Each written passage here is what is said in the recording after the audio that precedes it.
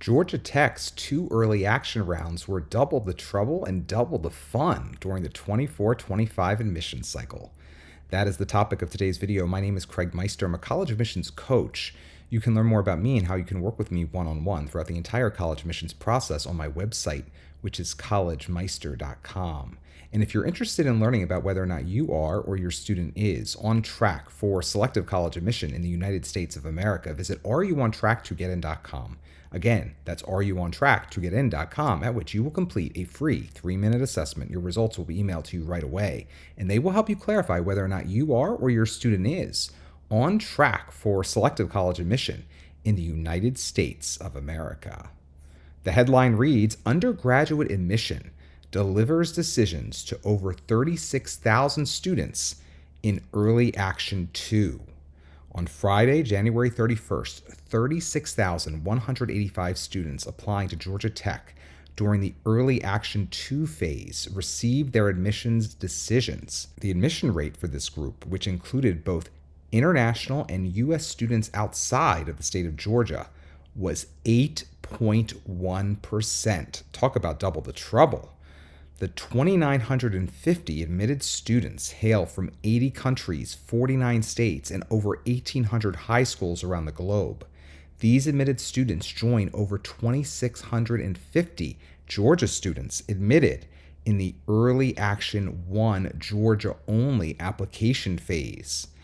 Early Action 2 is the largest round of applications, representing 54% of the 66,892 students who have applied to Georgia Tech for the 2025 entering class. This would be the college class of 2029.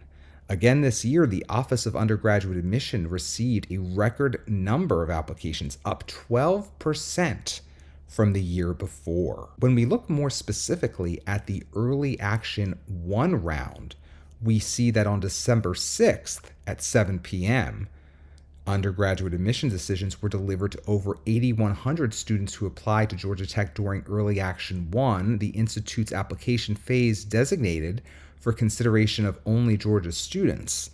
This number marked a 16% rise in applications from fall of 2023. A total of 2,650 students were admitted in this Georgia-specific admissions round for an overall admit rate of 33%.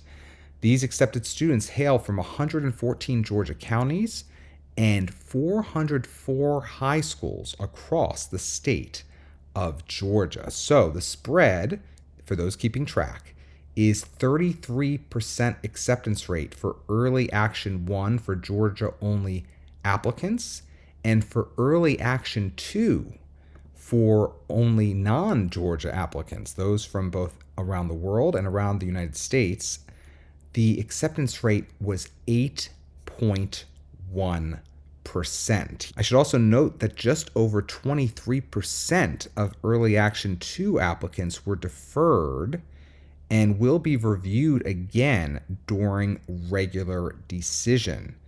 Admitted students have until May 1st to submit their enrollment deposit. The intended areas of study of those who were accepted Early Action 2 include 55% aiming for engineering, 6% aiming for the College of Liberal Arts, 4% looking at the Scheller College of Business, 13% are focused in on the sciences, 19% computing, and 4% design.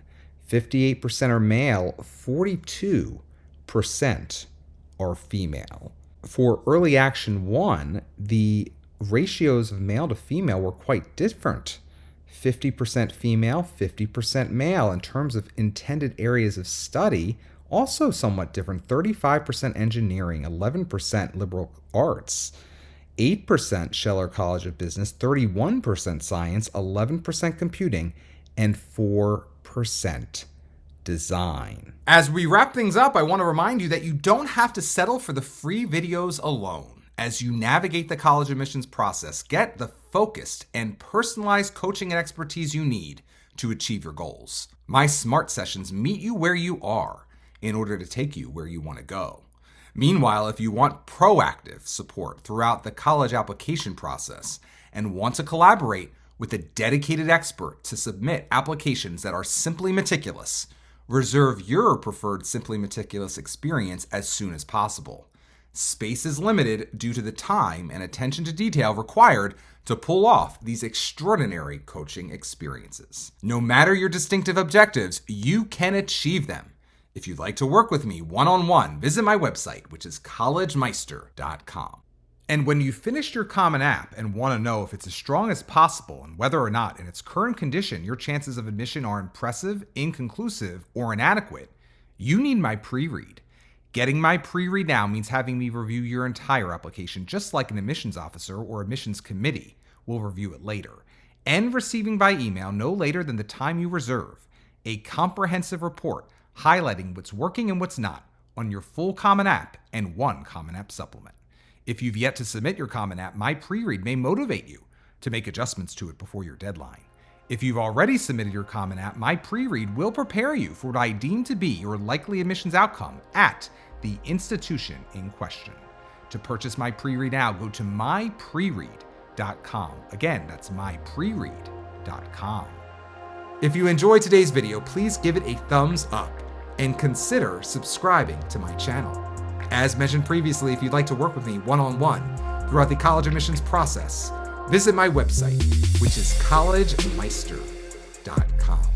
Until next time, stay safe, stay well, and most importantly, stay stress-free throughout the entire college admissions process.